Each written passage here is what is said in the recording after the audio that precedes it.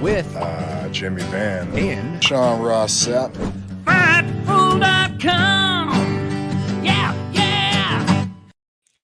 What's up, you guys? Sean Ross Sapp. Welcome to Fightful. It is May 15th, 2024. The Hump is back. Well, I mean, the Hump has been around a little bit, but John Alba filled in for me. I did the What Do You Guys Want to Talk About podcast. It has been over a month since Jimmy and I have been together on the air, and now here he is. I can't call him the big cheese of Fightful anymore. Now I'm the big cheese of Fightful. yes, you are the big French cheese. Apparently, The big French cheese of Fightful. Jimmy, how you doing?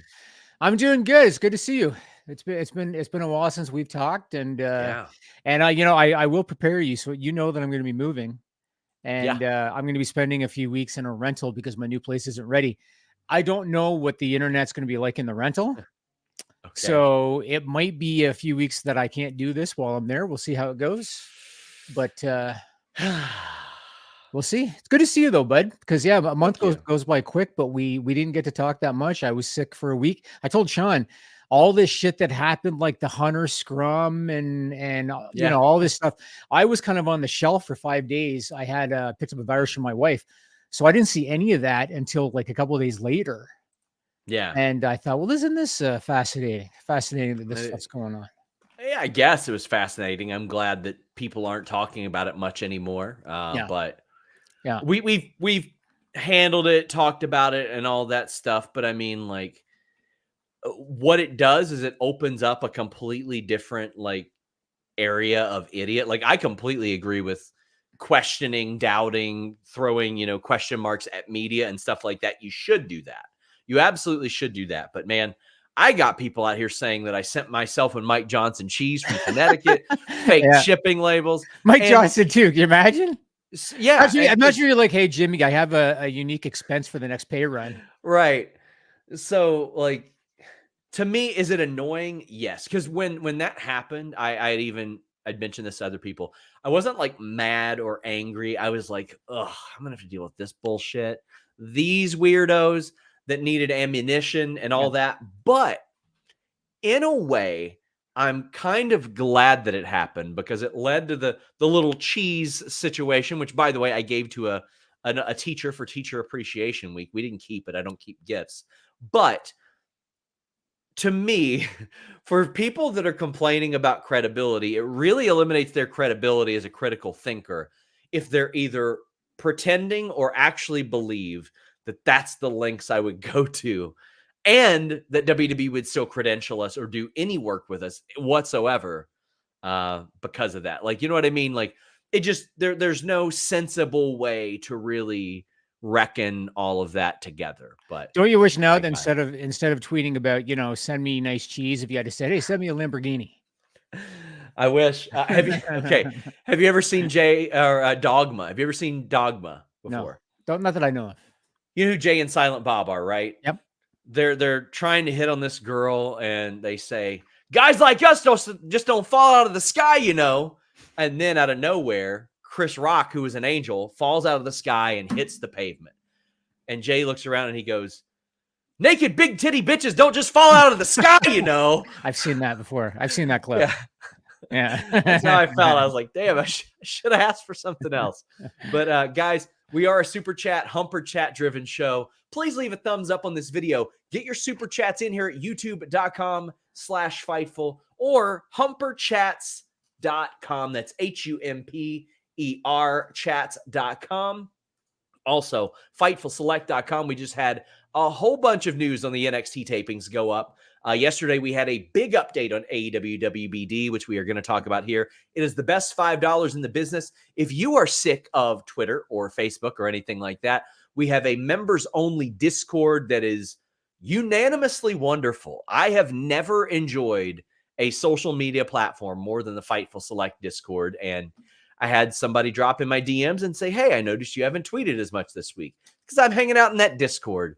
$5 a month gets you exclusive news, bunch of podcasts, Discord access, all that good stuff. But man, Jimmy, we've already got some super chats and humper chats. Let's get into them. Sure. Go ahead. K775 says, do you think we're watching the final weeks of Becky and Natalya in WWE? I hope not, but it appears both are headed to free agency. Well, here's a unique aspect of the Natalya thing. If she goes somewhere, I think TJ Wilson's probably going to. And he is a highly sought out producer. Mm-hmm. He is somebody that everybody, if AEW is able to get Natalya, they'll pay her well. She'll have a reduced schedule. They'll probably want her to have more of a hand in the leadership role. And TJ Wilson will be brought in as a coach, I would imagine. She got the dungeon there in Florida. Dungeon. Yeah. Becky, I feel like it's a, more than I'm going to go to this company, that company, stay here. It's probably a family discussion and stuff like that. She could do whatever she wants. If she wants a reduced schedule, she could work that out. If she wants to make the most money of any woman in wrestling history, she could do that. Seth Rollins is making enough money for them and Rue. Or they could say, you know what? We're going to make these our last contracts and we're going to get paid insanely. There's a lot of options on the table for Becky Lynch, because the reality is whenever the hell she wants to come back, there's going to be a lot of money on the table for her regardless of that. I saw people saying, well, it's clear she's re-signed. She's got the belt. Well, I'll let you know what happens before that contract is up. She's got a title match. But Jimmy, your thoughts on that? Becky would surprise me if she didn't resign because of how she's being utilized. Sure. On television. It very much like Drew McIntyre. Drew McIntyre was one where I felt like if he doesn't resign, WWE's batshit crazy because of how they're utilizing him on television. I look at her the same way. Natty, I was going to ask you a question about free agents, and Natty for me kind of fits in that category a little bit. But what I was going to ask you was, so recently they re-signed Rollins, they re-signed McIntyre, Finn Balor, Damian Priest.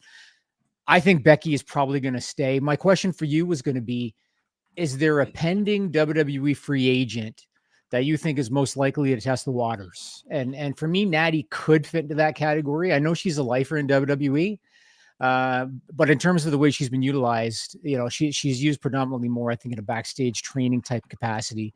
So is there anybody that you look at and think this person is most likely to test the waters in your opinion? So I'm very interested in Natty and Becky. I really am. The ones that we have listed, Dijak, I think they intend to re-sign him. Randy Orton, I imagine they've got injury time added. Kevin Owens, even though he said that he's going to stay, he's 9 months away. If AEW gets the opportunity to make him an offer, they're going to make him a big offer. I know that might not have been the case last time, but I think that they're going to make him a really, really big offer. New Day might be up. They've all got injury time that I think has been added. There's injury time to a lot of them. There's a lot of deals coming up, including ones that we don't necessarily know about. Ricochet is one that was announced as summer 2024, and there's no link applied to it. So I'm going to try to find out where that was. But he would be one that I think AEW would probably make a big offer to. I think he could benefit from it too. Yeah. I think. Because he's kind of established in a certain position in WWE. Yes. But the guy can go. So he's somebody that could benefit from that move. It's going to be an interesting time. But Becky would surprise me if she left, not just because of how she's utilized, but because Rollins resigned. But I guess we'll see. Eddie says AEW wasn't mentioned in WBD upfronts. If WBD, where do you think AEW winds up in? Or not WBD, where do you think they end up? FX, ESPN, Fox. So we're about to talk an awful lot about this. The relationship between those two sides is very good. And I spoke to people very, very high up in WBD about this. The exclusivity window runs into the summer. This is a Fightful Select report. They announced today a new pilot for Renee Paquette and RJ City on socials, which I think is a perfect platform for that initially. Meal and a Match, which is like dinner and a movie for wrestling. How are you looking at this, Jimmy? Because to me, dominoes with the NBA gotta fall. That's the priority for WBD right now. So Bill Simmons kind of created a shitstorm this week because Bill Simmons on his podcast suggested that the NBA has agreed to a deal with NBC in place of TNT and that they're going to announce it when the NBA playoffs are done. Wrestling fans, of course, they heard this and everybody's thinking about how is this going to affect AEW if Warner Brothers doesn't get the NBA renewal. Long term, I don't know. like long term to be determined, but short term, this is got to be a positive. How is this not a positive short term for AEW? Because if you're Warner Brothers Discovery, and if you are now going to be losing your top ranked NBA programming, all you got left is Dynamite and NHL hockey. And I think that's it in terms of what they have that's ranked on cable. And so given that, I suspect that they would have even more of an interest in re-signing AEW. I think what it's going to come down to, as always, is the value. What is Warner Brothers' perceived value of AEW? What is Tony Khan's perceived value of AEW? But otherwise, I'd be surprised if there's not more interest after this. Like, what do you think? I think so. I saw John Alba talking about this too. I don't think it will like drastically just shoot up AEW's price or anything like that. But I agree. WBD is going to reinvest that money. I was outright told that if they lose the NBA, they're not just going to roll over, play dead, and be like, well, it was a good run. No, they're going to try to get something else. Sure. WNBA is getting hot right now. UFC rights are coming up. Like, they're going to go after other things. And also, they are going to try to retain some of their best performing stuff. Like, period. That's what they've always looked at AEW as, is very good performing stuff. I'll tell you where it really benefits AEW. These 3-hour blocks ain't a coincidence. I know there's some preemptions and stuff. Mm-hmm. They're trying that out. I think consolidating it into 2 nights is a way better idea. But, buddy, if they have Tuesdays and Thursdays wide open, that could be way beneficial for AEW, because I'm sure AEW would much rather be on Tuesday or Thursday nights with that block as opposed to Friday or Saturday. No wrestling company wants to be on Friday at 10 or Saturday at 8. You want to be on Tuesday, Wednesday, Thursday, ideally, with WWE on Monday and Friday. Do you know if, so I saw that USA kind of confirmed that SmackDown's going to stay Fridays when they move to USA. I haven't heard, like, has CW confirmed that NXT staying on Tuesdays? Have you heard anything about that? What is it now? Have you heard the CW? Oh, no, not yet. But, and also, when I was talking to WWE sources about Raw and, about how things will go for them, when the USA news dropped about them keeping Raw through 2024, I had originally said, okay, so starting January 1st, Raw will be on Netflix. And the person I talked to was like, well, maybe don't say January 1st. That's on a Wednesday. A lot of people will read into that very weirdly. Right. You know what I mean? So they seem keen on Mondays. And the reality is, even though Tony Khan doesn't want to compete with Monday Night Football, if Mondays for some reason were opened up, you'd want a wrestling show there because of the built-in audience that has already existed there. Yeah. Well, I'll tell you this, and you and I talked offline about this. One thing that's going to be interesting for me on this new deal is how long do they go? Because if I'm Tony Khan, I want to lock down 5 years. If I'm Warner Brothers Discovery, I'm thinking more short-term with AEW. I'm thinking 2 to 3 year range. And the reason I'm thinking that is because of the long-term uncertainty on a couple of levels. The first level is, without the NBA, what is Warner Brothers going to be able to command in carriage fees from the cable distributors? And that's how they make a lot of their money, right? They make a lot of their money by getting paid essentially licensing by the cable distributors. If you don't have consumers asking for that NBA content, are they going to be wanting TNT or TBS as badly? Or are they going to be able to pay a premium? It's still like such a high carried set of stuff. Plus, another thing I was told was everything they do is with Max in mind as well. Yes. So it would be a hybrid streaming deal regardless. WBD had interest in putting AEW on Max as far back as last year. Now, I haven't confirmed this with Tony or anything, but one of the things I was always told is that he did want to shop more of an all-encompassing deal. Of course, 100%. I agree with that. Yeah. And that's what you want to do. And I'm sure WBD probably wants to do that as well. They seem like realistic partners with one another. You know what I mean? Yep. I think so too. Yep. I think, like I said, it's going to come down to the finances of it. And like I said, if I put myself in the shoes of Zaslav, I'd be thinking short term, because number one, I don't know how my revenue is going to look. Number two, AEW, with all due respect to them, their fan popularity has been eroding. And so I'd be questioning, were they going to be in 2 years? Were they going to be in 3 years? However, and like, listen, WWE's doing hot right now. If you look at WWE's viewership as of 2 months ago compared to right now, would you say, well, their fan support is eroding? No, but the numbers for viewership definitely reflect that. The numbers on AEW's attendance have sort of leveled out a little bit. You don't see the like, oh damn, they're missing. Yeah, it's like tragically low, like it was for a little bit. They've got some pieces in place to, I think, refresh that as well. But Hopefully, I think that with AEW, they know what they're getting. They know that AEW is very flexible as well. Yes, I agree with we that. got crazy 101 saying thoughts on NFL and Netflix and AEW next deal prediction. I think it'll be WBD. I think they'll get probably near $1 billion. Honestly, I think they'll probably get near that over the duration of the deal, including just to be clear, including pay-per-views, including library, including Rampage, Dynamite, Collision, and then some peripheral reality stuff and all that. I think the deal will be all encompassing for that much. I'm going to say 5 years at 600 million. Okay. That's what I'm going to say. 5 years at 600 million. I think 200 times 5 is not realistic. Because the numbers I don't think are there. I understand that they could get pay-per-view and stuff, but I don't think the numbers are there.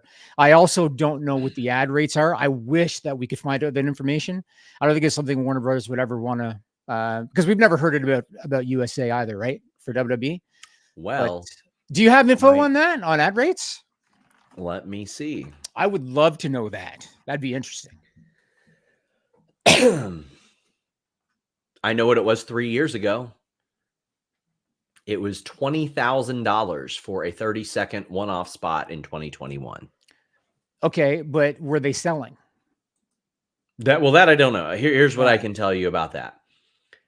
If you remember, there was the Pabst Blue Ribbon controversy with AEW and all that stuff, and like they had to switch something like that because of a commercial issue with Hangman, and he was going to do a promotion spot there. And instead, they got like a commercial during AEW. And I think Cardona and Chelsea and Swoggle and Hawkins were on there. I was told that they were quoted at $20,000. This was, again, 3 years ago. Yeah. So that could be a lot different. But back then, that's what they were quoted as. Yeah. What I'd like to know is what the revenue looks like, what the ad revenue looks like. Because when you look at WWE and USA, I think WWE has been a loss leader for USA. Yeah. I don't think USA's made their money on WWE, but I think they looked at it like, well, we're number one on Monday and we have been for X number of years. So I think AEW is also a loss leader for Warner Brothers. And I'm curious just what the trade-off is. What value do they perceive on them? All of that's very interesting to me, but they will get it. Like you still see people on social media saying, oh, AEW, Warner Brothers isn't re-signing them.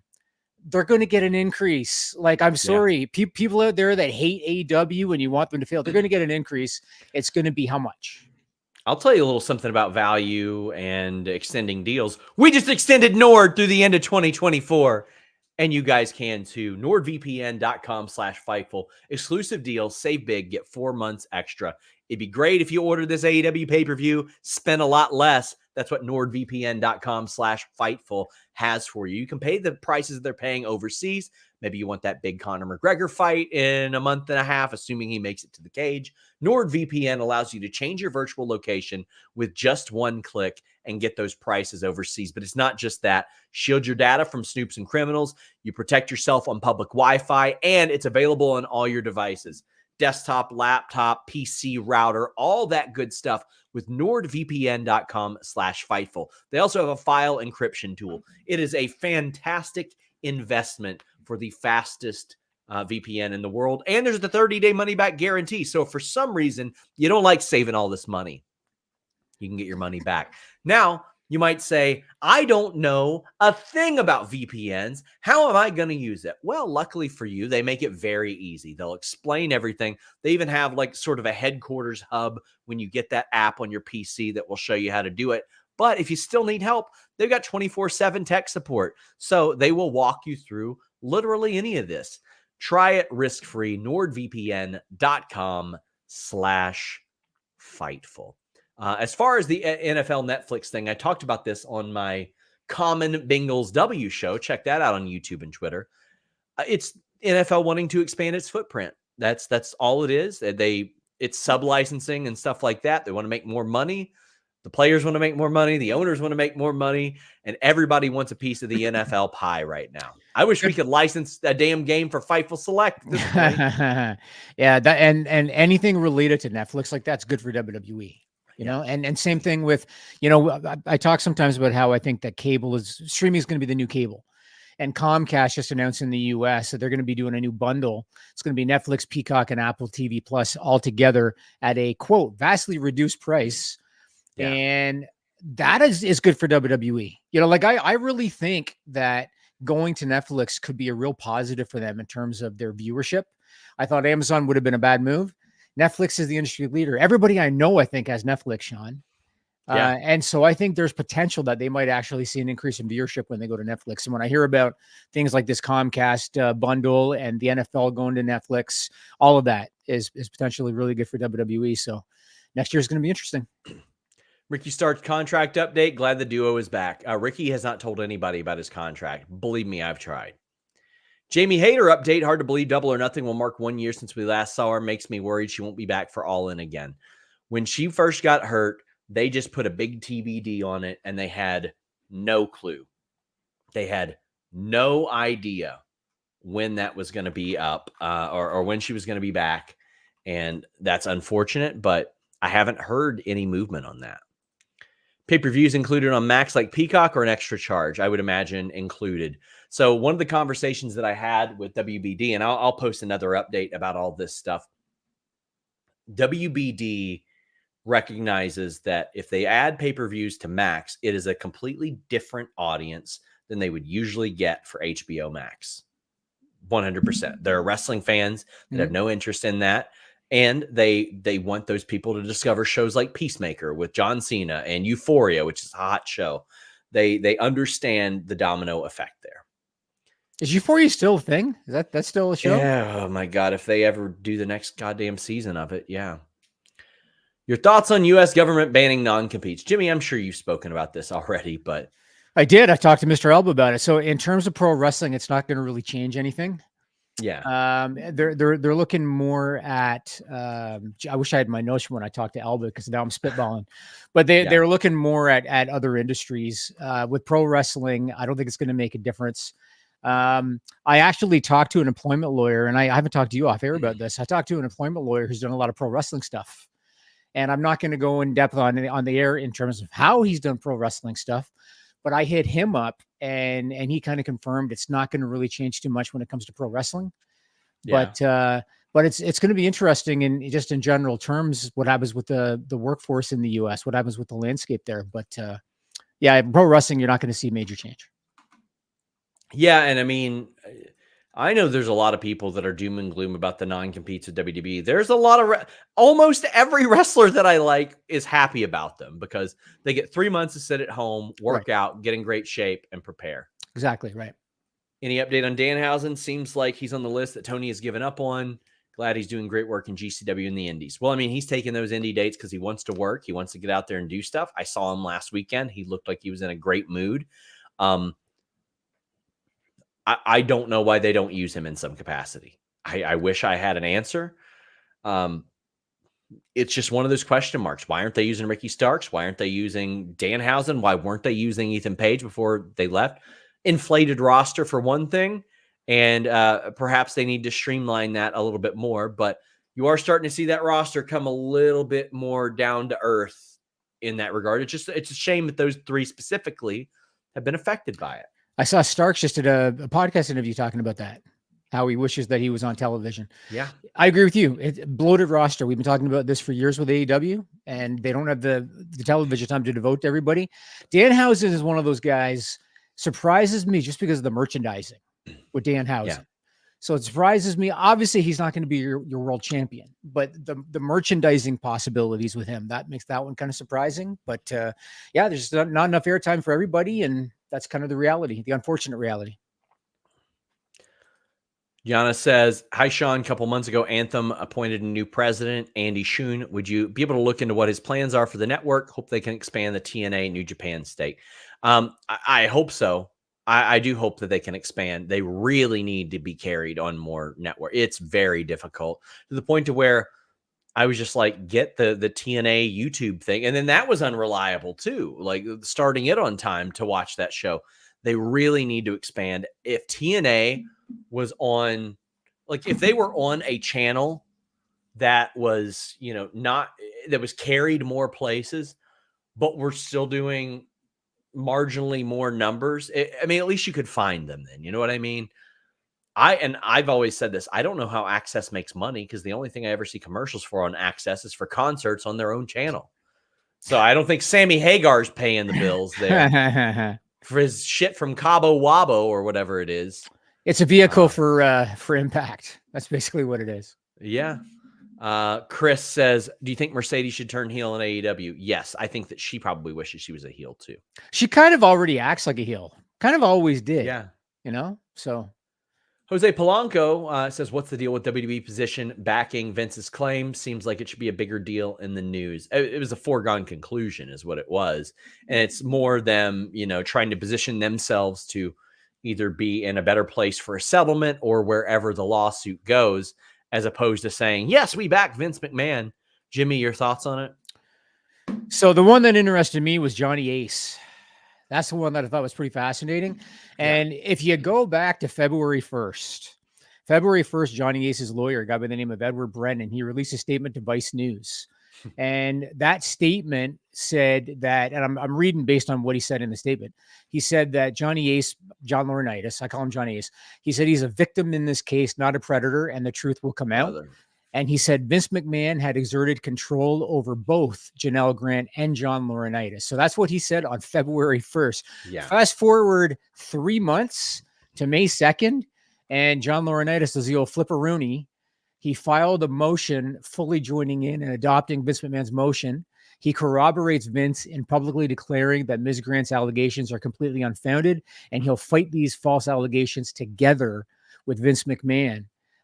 Very interesting. Now, I will say this in legal terms, they call that presenting a united front. There's actually a term for it, presenting a united front. And the legal argument is that a common defense often gives strength against a common attack. And so that's why, in theory, they're doing this. I'm just going to say one thing, Sean, and only one thing. A good legal defense can get very expensive depending on how long cases carry on. Vince McMahon's a billionaire and Johnny Ace is not.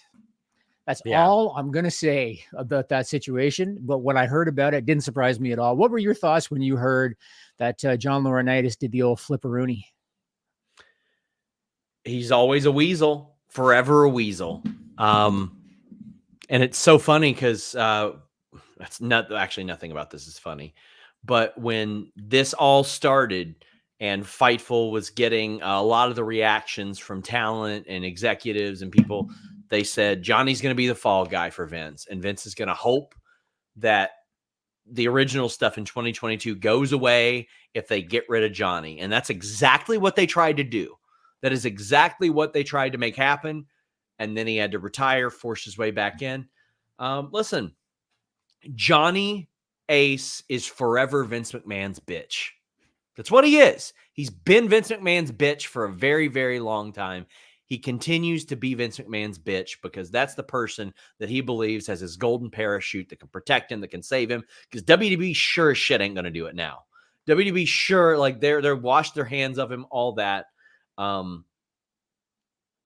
He's Vince's bitch. And that's been his role. And he continues to do that well after that. And I don't know if there's, I don't know if there's something, from a financial incentive in that regard going on there or whatever that might be. But yeah, he's definitely hoping this stuff will get hidden from the public. That's for sure. I mean, yeah, they're hoping for arbitration. And if they get arbitration, then it will be. So we'll see. We'll see. It's what is it? I mean, this is going to make a great movie. Yes. Yeah. I hope it makes for some justice as well. We got Jay Cranitz saying WBD is preparing for a sale to Comcast in Q4 or Q1, considering they have over $44 billion debt. I don't see that they can justify investors an increase in rights as the stock has dropped significantly. Anyway, your thoughts, Jimmy? I think he's talking about an increase in rates for AEW. So, well, he's in the chat still. So Jay Kranitz, let us know what you think, or let us know what you meant by that, because this is you did spend an awful lot on this. Yeah, I think that's what he means. But either way, what about increase in rights for the carriage fees and for AEW? Oh, definitely not for carriage fees. No chance. There's no chance. You have to think of it. We have to be realistic. Okay, let's say now I said 5 years, 600 million. Maybe it'll be 700 million. Because I'm thinking like 150 mil a year upwards range. Anyway, that in the general scheme of things is not make or break money for Warner Brothers Discovery. You know what I mean? Yeah. 150 million a year is great for AEW, and it'd be great for really any entity of their size, but it's not make or break for Warner Brothers Discovery. I look at them very similar to USA in terms of without Raw, where was USA? USA, remember, they used to always call themselves the number one cable network and all this bullshit. Where would they be without Raw? Well, where would Warner Brothers be without AEW now that they're not going to have the NBA, at least on Wednesday night, right? Obviously, Collision and Rampage have been disappointing. But on Wednesday night, you take AEW out of the equation. What does Warner Brothers Discovery have that ranks in the top 50 aside from NHL playoff hockey? They don't have anything. So I think in the general scheme of things, 150 million a year ish is not going to break the bank for Warner Brothers Discovery. And so I do think that that's going to happen. Well, yeah, and they have to give AEW an increase, or else AEW is probably going to try to go somewhere else. That's well, they will try to go somewhere else. They will. I don't know what the appetite is for pro wrestling out there, like in terms of the cable landscape. But of course, like if I don't know what they're getting right now, because whatever they're getting in 24, I heard that there was like an option picked up, but I don't know what the number is. Let's say hypothetically it's 100. Let's say they're getting 100 million from Warner Brothers. You think Tony's going to take that on a new deal? There's no way. Yeah, you know what I mean. You want to get an increase. They want to be profitable in 25. So, and I believe they'll get it. I think they're going to get it. So, Crazy 101 said thoughts on Vince Grant current situation. I mean, most of it is our legal countering that is to be expected. Now, I'll say this: that is far from my specialty, and I've reiterated this a few times over the last few weeks. Like, I'm very glad we have people like John Pollock and Brandon Thurston who are very, very good at covering this, because I see on social media a lot of people like pointing at everybody, not just me, like a lot of people, including a bunch of people who are woefully unprepared or not qualified to talk about this. There's no shame in pointing at two people like Pollock and Thurston and say they're better equipped for this than a lot of other people, including myself. So that's how you avoid saying really stupid shit that is out of your depth. But yeah, I've been following it. It's basically at this stage is legal posturing. That's all it is. It's what we knew it was going to be. We knew that Vince McMahon was going to come out and he was going to admit any wrongdoing, or not admit any wrongdoing, deny any wrongdoing, and say, it was a consensual relationship. We knew this. Like none of this is a surprise. Right now, what it is his side wants private arbitration. Her side doesn't. And, she's claiming these things. He's claiming these things. Legal posturing. That's all it is. Josh says, so great to see you two back together. Love it. What do you guys want to talk about? Natty update. Why NXT didn't want taping spoilers out? Well, no company wants them out. Fightful Select's Corey Brennan did a really, really good job covering that. He's great on the NXT beat. They try to switch it up and trick him a little more than WWE or AEW try to trick people like me, but he's very good at it. Natty is still set to be a free agent in a couple weeks. Yeah. That soon? It's that soon? Yeah. For Natty? Wow. Weeks, yeah. Wow. Cody versus Logan thoughts. I predict a dusty finish. Oh, I predict a clean finish. I think Cody wins it. I don't know if both titles are on the line. I'm still asking for clarity on that, but I think what they're doing is very smart and very enjoyable. I like that they immediately said, okay, Cody's going to face AJ Styles. What happened? A classic match, a first-time match. They didn't interact physically a bunch before that. If you wanted to see it, you tuned into the PLE and you saw it. You got a classic match. Cody won clean. He moved on. Well, what's next? A new challenger, an exciting new challenger that he's never interacted with before. Give me another one of those. When Cody beats him, give me another one of those. I hate this. Oh, well, we got to wait for years down the line. No, you don't. No, you don't. Burn the match now. Do it now. Guess what happened? when John Cena was like 9-10 months into WWE. They did him and Lesnar. It was a fun match, and John Cena got back there, and it was fine. It happens. I'm cool with it. What do you think about the Logan Cody situation? It didn't surprise me because they're going into Saudi, and they always have Logan do the big matches in Saudi. I've really done a 180 on Logan Paul. Like I was never a fan of the Paul brothers. I still don't think too much of Jake, if I'm being honest. Sure. But Logan has really won me over. And I got to tell you, watching that promo on SmackDown last Friday, Logan's a good promo, dude. Yeah. He's good. Like he knows to hit all the points and little things. Like, for example, they don't call that show the King of the Ring. They call it the King and Queen of the Ring. Right. Yes. And little things like that, he hits it. Like, he calls it by the right name. He listens to the crowd. He plays off the crowd. Logan's a good promo.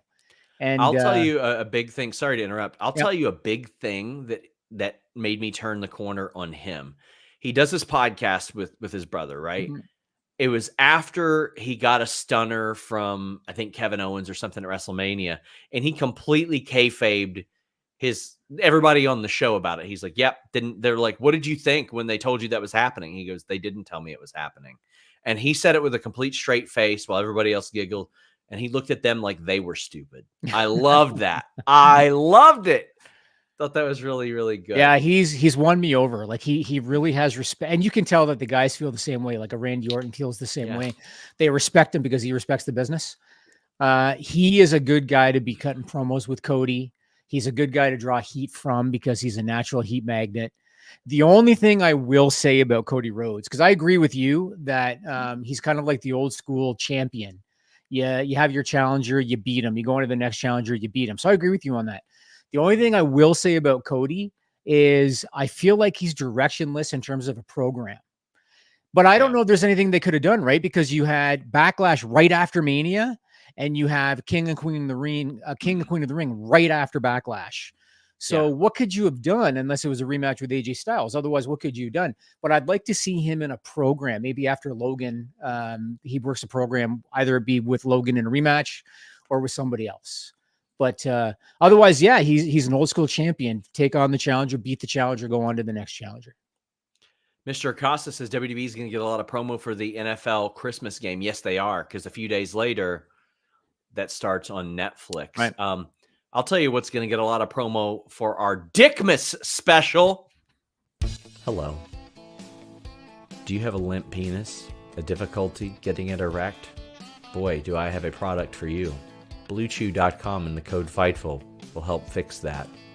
Blue Chew has the same active ingredients as Viagra and Cialis, so you know they work.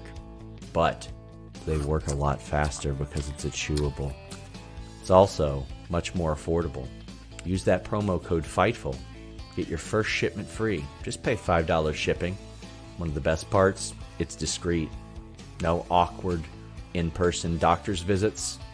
You don't have to go to the pharmacy. It ships straight to your door when approved by an online physician. You want to check this out. It will help you. It is a good product. It will make your sex life better.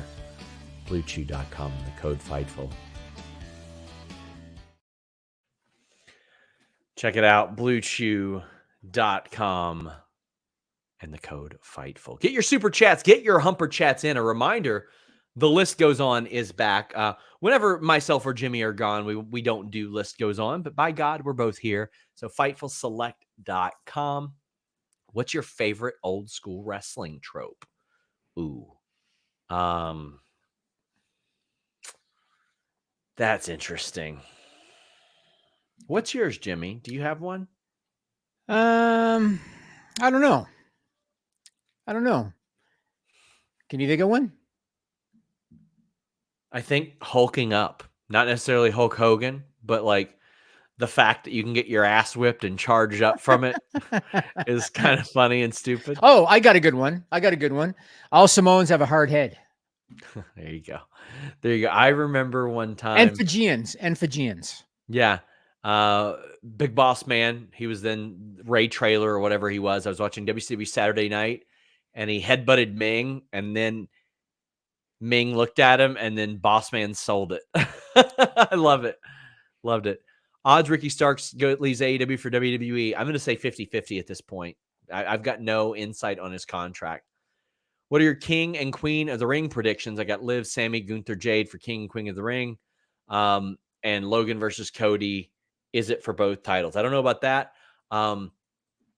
Queen or King of the Ring, I think it's going to be Gunther. King Gunther he's just made for it, Jimmy. I agree. How about you? Gunther and Jade. Jade would be very, very interesting. They're right? pushing the shit out of Jade. I noticed now advertising for live events, they got Jade's picture on there. You know? Yeah, I do think Liv is going to win that match. I think Sammy's going to win his match. I think that Cody wins his match. As far as Queen of the Ring, as I look at it, Tiffany Stratton would be really good. She'd be good too. Let me ask you this. So the way that they're setting it up right now, the way they're teasing it is if Bianca wins and if Jade wins on Friday, they're in the next round. Yes. They wouldn't possibly, would they? They wouldn't. I don't know. That's a pay-per-view match right there. That's what that is. I honestly think the matches on. So I was going to actually talk about this on the list here.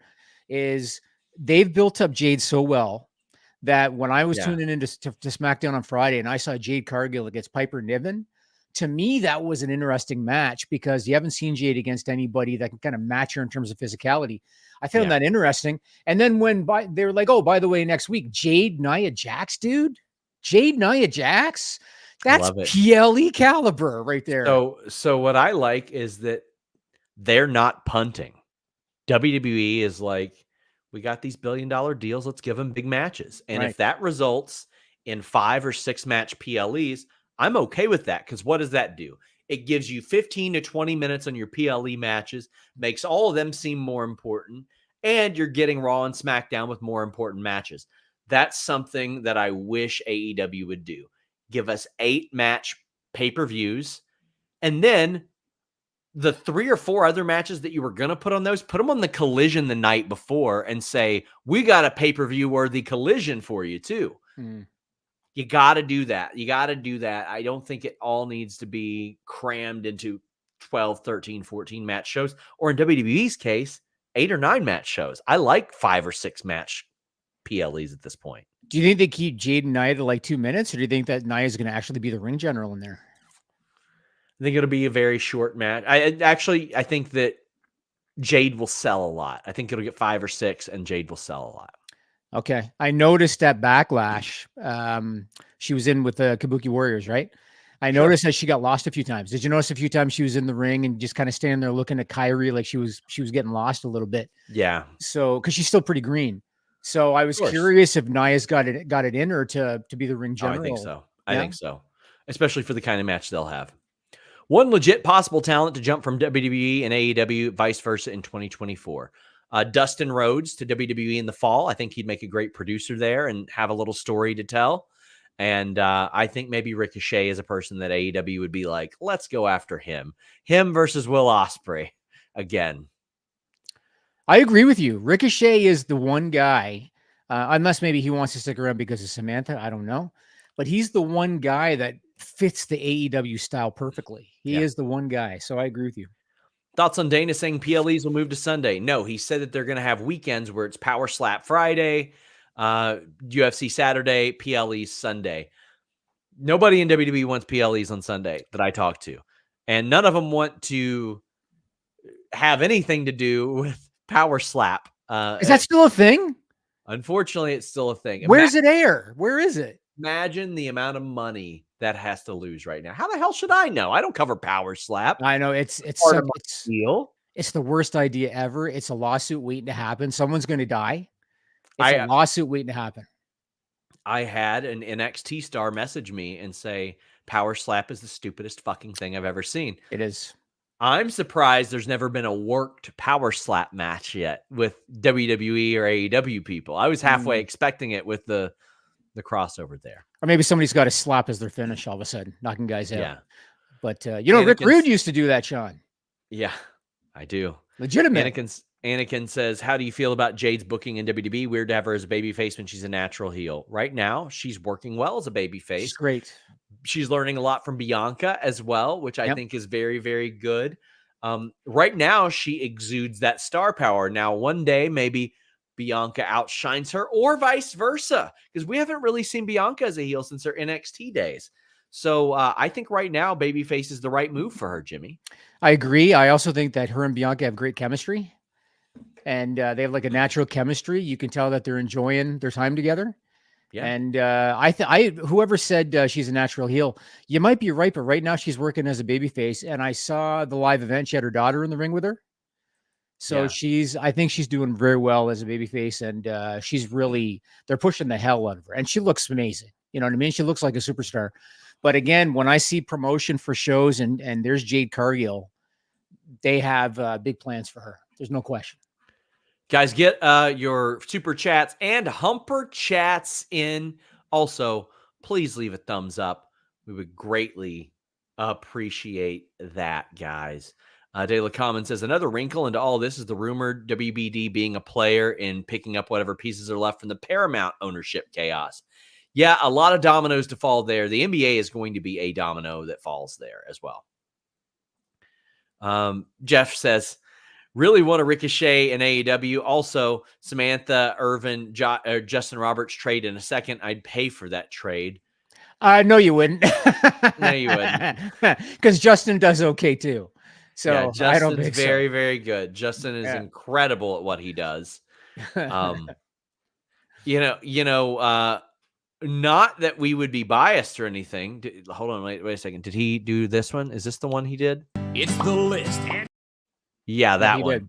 He did that one. We've had some good people do our intros. Justin Roberts, the guy from NBA Jam. That's right. Roman Reigns. Yeah. And it worked out exactly that way. I said, hey, Roman, I said, give me a solid. You broke the news of his veneers, Jimmy. I did. Amazing. That worked out so well. A complete and total gag. It ended up getting like a couple 100,000 views. It was amazing. Any info on Megan Bain? Seems weird. She's not used or factored into anything, even if it's for ROH. I've been trying to find out. I will make it a focus over the next week to find out. I know they had some concerns that maybe the Marigold, Stardom, Rossi thing might lead to a portal to her going somewhere else, but I don't know how long her deal is or anything like that. But I know there were some concerns there because that's one of the ways that I found out that Rossi was going to have a connection with WWE. I saw a clip of Julia doing an interview in English. Did you see that? Yeah, she's so that's a funny thing. She wasn't bad. When the report came out that she was going to take time off and learn English, I immediately debunked that because people in NXT were like, whoa, hold on. We've got resources for that here. And also, one of them joked, she already speaks better English than a lot of our English native speakers here. She was all right. She was all right in the clip that I saw, yeah. Reminder, guys, we will be on The List Goes On right after this show. We are getting down to the end of our Super Chats and Humper Chats. Greatest of all time says, great showing by Dynamite Kid on Saturday. Hoping to see more of an AEW. Any news as to why Britt Baker is still off TV? She wants to be on TV. I don't know if she's 100% healthy. I don't know. But I know that her line of thinking was, well, I got over pretty big not being healthy in the past, so I can make that work. And that's the opposite of how some other people think. Like, Danhausen did not want to be on TV when he was hurt because he didn't want to be the guy that was on TV hurt all the time. Again, this is the longest gap in wrestling or appearing on TV that she's ever had. So I'm sure it's got her a little restless. I saw her training with Paige. She looks good. She does. She looks good. She always looks incredible. And then when I'll see her at events, she's like chomping on fruit by the foot. And I'm like, what a monster. What a monster. Josh says, ready for the schedule reveal. How long AR stay? I don't know what you mean by this. Josh, clarify that in the chat and I'll let you know what I think. Day Park says, with the possible Disney Plus and Max bundle coming, do you see Disney promoting AEW? How would this affect McAfee working with WWE? And Randy says, how will ROH factor into the negotiations? Any chance they will be on Max as well or continue Honor Club? I'm sure Tony wants ROH to be involved. I'm sure, of course. I know WBD had some issues with ROH when it was under Sinclair ownership. I don't know about now because there were some talent that WBD did not want featured on ROH at the time. But As far as all these bundling, I can't even keep track of who all's going to be bundled, Jimmy, and what phone plan it'll be tied to and all this shit. Yeah. To answer his question, will they promote AEW? The answer is no. Not unless AEW pays for it. I thought it was very interesting that Max was a match sponsor on SmackDown last week. And I guess people on Twitter were like, oh, that means that they're not re-signing with, it doesn't mean shit. It means that Max, because they have Iron Claw debuting on Max, wanted promotion on a wrestling show. That's all it was. There you go.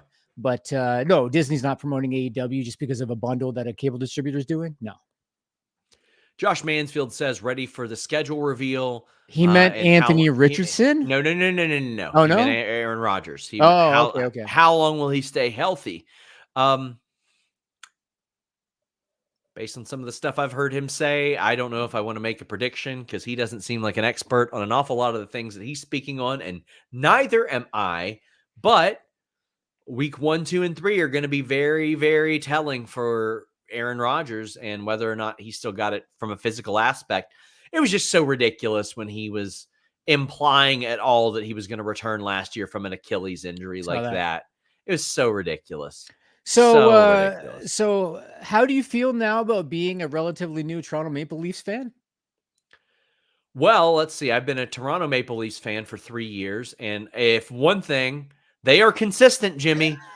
They are consistent in perennially disappointing me, in which, when I became a Maple Leafs fan, I discovered that that's been a thing for like 7 years prior as well. So 8. Whatever. Yeah. Do you know who Mitch Marner is? No. Okay, so he's one of their big players making way too much money who's probably going to get traded this summer. So familiar with the name. Listen, I'm not balls deep into Toronto Maple Leaf fandom, but right. Probably best that you keep it that way. Watch big games in the playoff games. You know what I mean? Are you watching now that the Leafs are out? Are you watching any hockey or? No, not right now. I've been a little busy, so. Okay. Tiffany IG story backstage reactions. I'm not giving this any breath right now until I can verify it, guys, and all that stuff. There were people claiming that she had posted something insensitive on Instagram.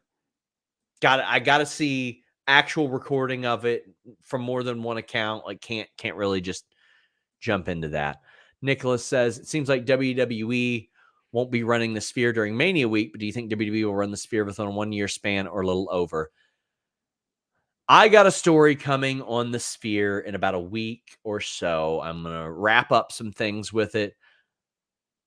I don't think they'll run it in a little over a year from now. No, I don't. If they don't run it that week, I don't think they will. But if I were them, I'd be trying to run the Sphere for Raw after Mania. That's what I'd be doing. What's the attendance? Do you know? I don't know, but I would do it and charge out the ass. They'd have to. For tickets. Yeah. Yes. Let's talk about this for a minute. So, you would know about this, I think. So WWE was negotiating with Minneapolis, right? They were negotiating. Well, they were, right? They were negotiating with Minneapolis for Mania. Yeah. Then they went to Vegas. Do you know if they went to Vegas because they got a $5 million site fee? That I don't know, but I'm going to find out about. I know that they just loved the city, especially with the Super Bowl connection this year and how well everything worked there. I know that was the case. And I did the same thing because after being in LA and Dallas, I was like, man, it's 15 minutes from everywhere in Las Vegas, and it's an hour away from anywhere in other cities like that. You know what I mean? Like, that's just how it is. So, and also warm weather. They don't have to worry about any of that. It's an indoor stadium, all that good stuff. They're running later too this year, which is different. Late April instead of early.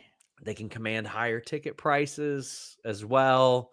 There's a lot of stuff there. And Josh says he's not a fan of Mania on Easter weekend. Well, my ass will be back home by Saturday. I'm going to fly back Saturday. I'll do media and all that stuff. And save us a few $1,000s. That's for damn sure. I read the story by 8 News Now. 8 News Now is the local CBS affiliate out there. Yeah. And I read their story, and they talked to somebody from the Las Vegas Convention and Visitors Authority, which promotes tourism there. They're the ones that are paying WWE $5 million as a site fee. They were talking about how that time of year, April 19, 20, is a slow time for Vegas in terms of tourism. And they actually expect that WrestleMania is going to bring like 200,000 people into Las Vegas. Right. I mean, that'd be very interesting. I'm curious how that works out. Crazy 101 says Juice Robinson update, says PS airs on Rumble. Be a power slap. Of course it airs on Rumble. Of course. They tried to recruit us too. And I said, I see what shit y'all have on Rumble. That ain't happening, buddy.